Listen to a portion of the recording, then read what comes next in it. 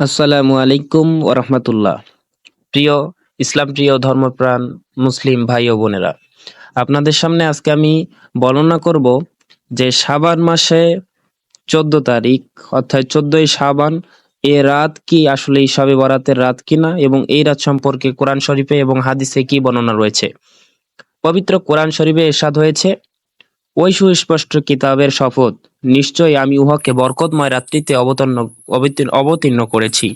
নিশ্চয় আমি সতর্ককারী। ওই রাতে বন্টন করে দেওয়া হয় প্রত্যেক হিকমতের কাজ।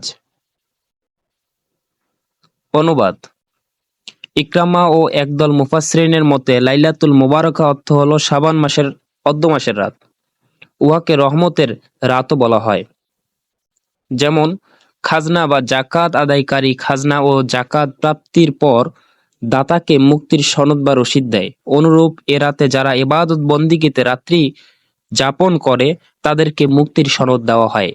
তাই এ রাতকে লাইলাতুল বারাত বা লাইলাতুল শেক বলা হয়। তাফসিরে রুহুল মায়ানি 25 খণ্ড 170 পৃষ্ঠায় বর্ণিত রয়েছে। অনুবাদ: ইবনে মাজা ও বাইহাকি হযরত আলী রাদিয়াল্লাহু তাআলা আনহু হতে বর্ণিত করেছেন, হযরত রাসূল করিম সাল্লাল্লাহু আলাইহি সাল্লামের বাণী, যখন শাবানের অর্ধ মাসের রাত্রি হবে তখন তোমরা রাত্রি জাগরণ করো ও দিনের বেলায় রোজা রাখো। নিশ্চয়ই মহান আল্লাহ সে রাতে সূর্যাস্তের পর প্রথম আকাশে অবতীর্ণ হন এবং বলতে থাকেন, কোনো ক্ষমা প্রার্থী কি নেই, আমি তাকে ক্ষমা করে দেব। কোনো জীবিকা প্রার্থী কি নেই, তাকে আমি জীবিকা দান করব। কোনো বিপদগ্রস্ত কি নেই, যাকে আমি বিপদ মুক্ত করব। এরকম করে আরো প্রার্থী যারা আছে আমার নিকট প্রার্থনা করলে আমি তাদের আশা পূরণ করব। এভাবে বারাতের ভোর রাত পর্যন্ত মহান আল্লাহর আহ্বান চলতে থাকে।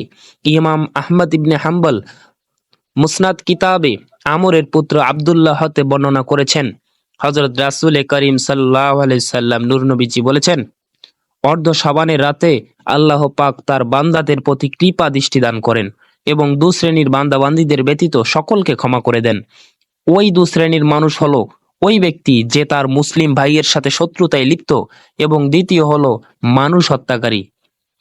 অন্যান্য মুফাসসিরিন শবে বরাতের বিশেষ নামাজ সম্পর্কে বর্ণনা করেছেন হাদিস শরীফে।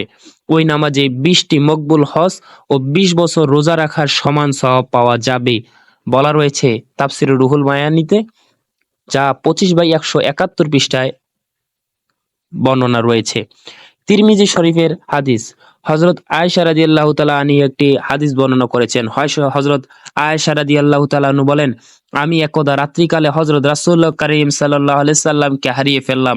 ঘর থেকে বের হয়ে তাকে জান্নাতুল বাকিতে দেখতে পেলাম। তিনি আমাকে বললেন, ওহে আয়েশা, তুমি কি ভয় করছো যে আল্লাহ ও তদীয় রাসূল তোমার প্রতি জুলুম করবেন?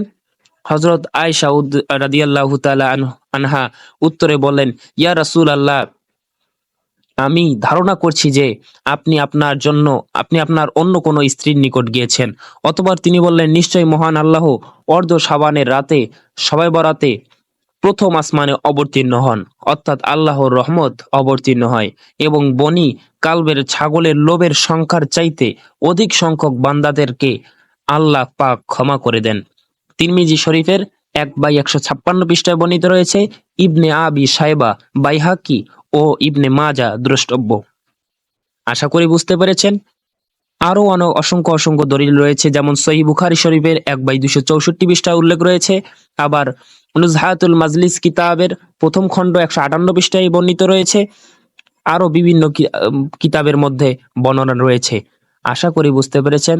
তাই আমরা শবে বরাতের এই বিশেষ রাত্রিকে আমরা যেন ইবাদত বন্দেগীর মাধ্যমে কাটাতে পারি, এই আশাবাদ ব্যক্ত রেখে আমি আমার বক্তব্য এখানে শেষ করছি। আপনারা সবাই ভালো থাকবেন, সুস্থ থাকবেন এবং শবে বরাতের বেশি বেশি করে নফল রোজা এবং আপনারা বেশি বেশি করে রাত জেগে ইবাদত বন্দেগীতে কাটাবেন, এই আশা ব্যক্ত করে আমার কথা এখানে শেষ করছি।